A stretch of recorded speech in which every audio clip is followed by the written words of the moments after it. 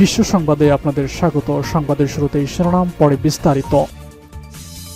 1000 অত্যাধুনিক ড্রোন হাতে পেয়েছে ইরানের সেনাবাহিনী।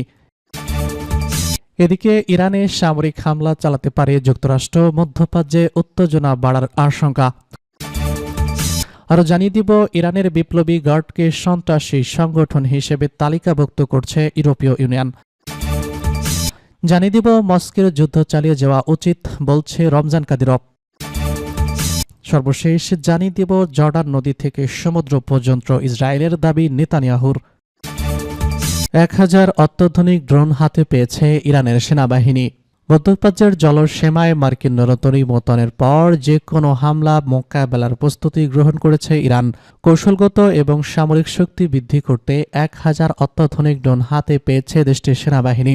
দেশটির সেনাবাহিনীর কমান্ডার মেজর জেনারেল আমির হাতেমির বরাত দিয়ে তাসনিম নিউজ এজেন্সির এক প্রতিবেদনে এসব তথ্য নিশ্চিত করা হয়েছে।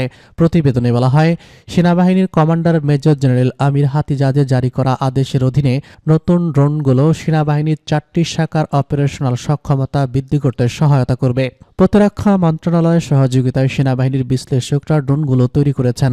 মার্কিন যুক্তরাষ্ট্রের প্রতিনিয়ত সামরিক অভিযানের হুমকি এবং ইসরায়েলের সঙ্গে যুদ্ধের অভিজ্ঞতা থেকে এই ড্রোনগুলো ইরানেই উৎপাদন করা হয়েছে। এতে কাজ করেছেন সামরিক বাহিনীর সদস্য, বিজ্ঞানী ও উদ্যোক্তা। মেজর জেনারেল হাতেমি বলেছেন, ভবিষ্যতের হুমকি মোকাবেলায় কৌশলগত সুবিধা বজায় রাখা এবং বৃদ্ধি করা সেনাবাহিনীর আগাম পরিকল্পনা হিসেবে ড্রোনগুলো মজুত করা হচ্ছে। এসব ড্রোন মারাত্মক, আক্রমণাত্মক, পূর্ণ বিবেচনা এবং ইলেকট্রিক যুদ্ধ বিভাগে ডিজাইন করা হয়েছে, যা স্থল, সমুদ্র এবং আকাশ জুড়ে নির্দিষ্ট স্থল এবং মোবাইল লক্ষ্যবস্তু হামলা করার সক্ষমতা রয়েছে বলেও জানান তিনি। ইরানের সামরিক হামলা চালাতে পারে যুক্তরাষ্ট্র, মধ্যপ্রাচ্যে উত্তেজনা বাড়ার আশঙ্কা। ইরানে প্রাণঘাতী দমন নিপীড়নের পর সরকার বিরোধী আন্দোলনকারীদের উস্কে দিতে লক্ষ্যভিত্তিক সামরিক হামলার বিভিন্ন পরিকল্পনা বিবেচনা করছে মার্কিন প্রেসিডেন্ট ডোনাল্ড ট্রাম্প, এমন তথ্য জানিয়েছে সংশ্লিষ্ট সূত্রগুলো। তবে বিশ্লেষকরা সতর্ক করে বলেছেন, এই ধরনের হামলা মধ্যপ্রাচ্য জুড়ে উত্তেজনা আরও বাড়িয়ে দিতে পারে। ব্রিটিশ সংস্থা রয়টার্সকে সূত্র জানিয়েছে, ট্রাম্পের উপদেষ্টারা ইরানের শীর্ষ নেতা ও নিরাপত্তা বাহিনীর উপর হামলার সম্ভাবনা নিয়ে আলোচনা করেছেন, যাতে সরকার বিরোধী বিক্ষোভকারীরা রাষ্ট্রীয় কর্তৃত্বের বিরুদ্ধে দাঁড়ানোর সাহস পায়। সাম্প্রতিক দেশব্যাপী দমন নিপীড়ন অভিযানে হাজার হাজার মানুষ নিহত হওয়ার পর এই উদ্যোগের কথা ভাবা হচ্ছে। আলোচনা থাকা বিকল্পগুলোর মধ্যে ইরানের ব্যালিস্টিক ক্ষেপণাস্ত্র ঘাঁটি এবং পারমাণবিক সমৃদ্ধকরণ স্থাপনায় বড় পরিসরের হামলাও রয়েছে, যা দীর্ঘমেয়াদী কৌশলগত প্রভাব ফেলতে পারে। তবে এখনও কোনো চূড়ান্ত সিদ্ধান্ত নেওয়া হয়নি। এ সপ্তাহে মধ্যপ্রাচ্যে একটি মার্কিন রণতরী ও সহায়ক যুদ্ধ জাহাজ পাঠানোর অঞ্চলটিতে ওয়াশিংটনের সামরিক সক্ষমতা বেড়েছে। ট্রাম্প সতর্ক করে বলেছেন, ভবিষ্যতে যুক্তরাষ্ট্রের কোনো হামলা হলে তা গত জুনে 3টি পারমাণবিক স্থাপনায় চালানো হামলার চেয়েও বড় হামলা হবে। তিনি নৌবহরটিকে ইরানের দিকে অগ্রসরমান একটি আর্মাডা হিসেবে বর্ণনা করেছেন। সম্ভাব্য সামরিক সংঘাতের জন্য প্রস্তুতি নিচ্ছে ইরান। একই সঙ্গে তারা কূটনৈতিক যোগাযোগও খোলা রেখেছে বলে জানা গেছে। এক জ্যেষ্ঠ ইরানি কর্মকর্তা বলেছেন, পারস্পরিক সম্মানের ভিত্তিতে আলোচনার তেহরান প্রস্তুত, তবে উস্কানি দেওয়া হলে তারা আগের চেয়ে অনেক বেশি শক্তভাবে আত্মরক্ষা করবে। ইরান দাবি করে তাদের পারমাণবিক কর্মসূচি পুরোপুরি বেসামরিক, যা পশ্চিমা দেশগুলো দীর্ঘদিন ধরেই প্রশ্নবিদ্ধ করছে বলে মনে করা হয়। জাতিসংঘ ইরানের মিশনও জানিয়েছে, জোর করে সংঘাতে ঠেলে দিলে নজিরবিহীন প্রতিশোধ নেওয়া হবে। এবার ইরানের বিপ্লবী গার্ডকে সন্ত্রাসী সংগঠন হিসেবে তালিকাভুক্ত করছে ইউরোপীয় ইউনিয়ন।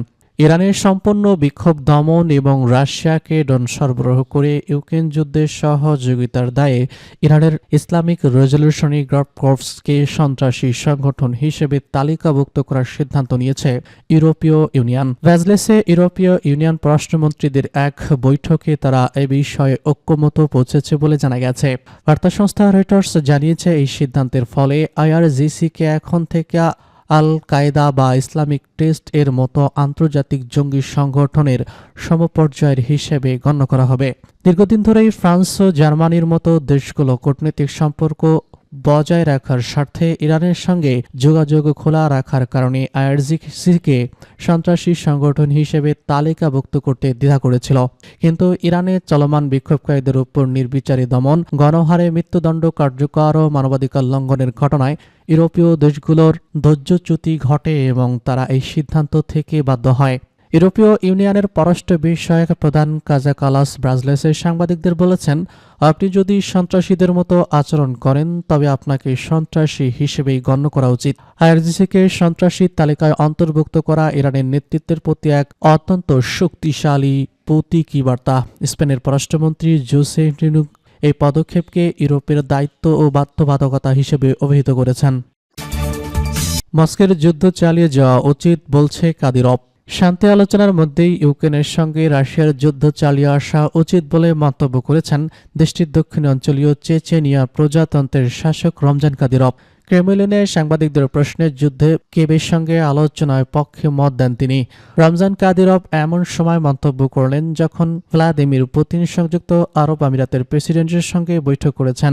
কাদিরভ বলেন, আমি বিশ্বাস করি যুদ্ধ শেষ পর্যায়ে নিয়ে যেতে হবে। নিজেকে পুতিনের পদাতিক সৈনিক বলে দাবি করেছেন তিনি। আরও বলেন, তিনি একজন বিশিষ্ট যুদ্ধপ্রেমী। যুক্তরাষ্ট্রের কূটনৈতিক প্রচেষ্টা জোরদার করার পরও তাদের এটি চালিয়ে যাওয়া উচিত। তবে এখন এবং কোন অবস্থায় যুদ্ধ থামাতে হবে সে বিষয়ে পুতিনের উপর নির্ভর করছে। ক্রেমলিন বলেছে, রাশিয়া কূটনীতির মাধ্যমে ইউক্রেনে তার লক্ষ্য অর্জন করতে কাজ চালিয়ে যাবে। সেই চেষ্টা ব্যর্থ হলে তারা সামরিক হামলা করবে। জর্ডান নদী থেকে সমুদ্র পর্যন্ত ইসরায়েলের দাবি নেতানিয়াহুর।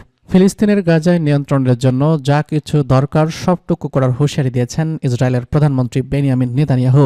দখলদার দেশটির নেতা বলেছেন, তাদের ভূমি জর্ডান নদী থেকে সমুদ্র পর্যন্ত বিস্তৃত। এই অঞ্চল শাসন তারাই করবে। মূলত কয়েকটি প্রশ্নের জবাবে মঙ্গলবার এমন মন্তব্য করেছেন নেতানিয়াহু। আন্তর্জাতিক আদালতে দোষী সাব্যস্ত হওয়া এই নেতানিয়াহু বলেন, তিনি বা তার দেশ কোনোভাবেই ফিলিস্তিন রাষ্ট্রের অনুমোদন দেবে না। ইসরায়েলের টেলিভিশন সম্প্রচারিত এক সংবাদ সম্মেলনে নেতানিয়াহু বলেছেন, শুনেছি আমি নাকি গাজায় একটি ফিলিস্তিনি রাষ্ট্র প্রতিষ্ঠার অনুমতি দিবে।